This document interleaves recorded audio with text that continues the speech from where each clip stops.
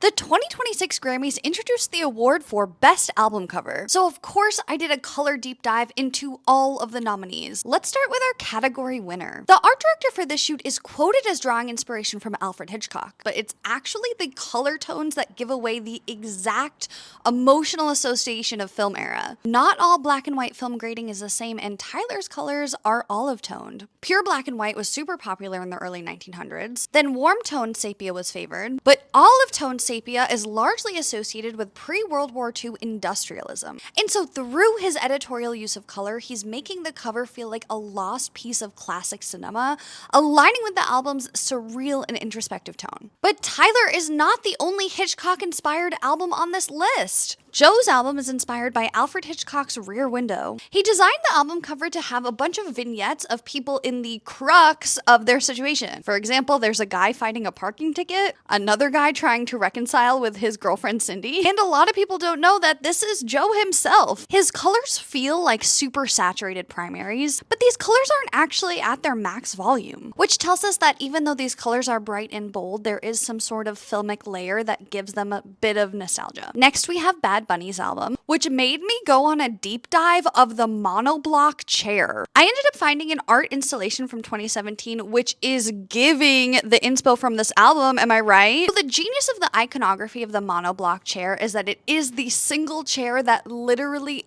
everybody has sat on before. From Italy to Bangkok to America to Madrid. It is universally the symbol of a family gathering. They're white and they're empty because they're a placeholder for you, the listener, and he placed them in a lush and tropical but very humble environment which is accessible to virtually the entire world. These chairs are accessible and for everybody, just like this album. Next, we have Wet Leg, who is subverting the expectations of color. The genius of this album cover is that they're using very traditional colors in music. Hi, Sabrina. But they're doing it completely ironically, making a statement on cultural expectation of normalcy, which is kind of also what Perfume Genius is doing. When I first saw this album cover, I was like, oh my god, is he okay? Which was actually exactly his intention. He wanted to create a sense of ambiguity and unease that he could be sick, or he could just be dancing, which is such a mood. Again, we have very traditional colors for music, similarly nostalgic warm brown and cool blue, but Perfume Genius is adding a level of ambiguity with this color, pulling on our nostalgia and taking us deep into our feelings. Small moment of silence for our snubbed queen.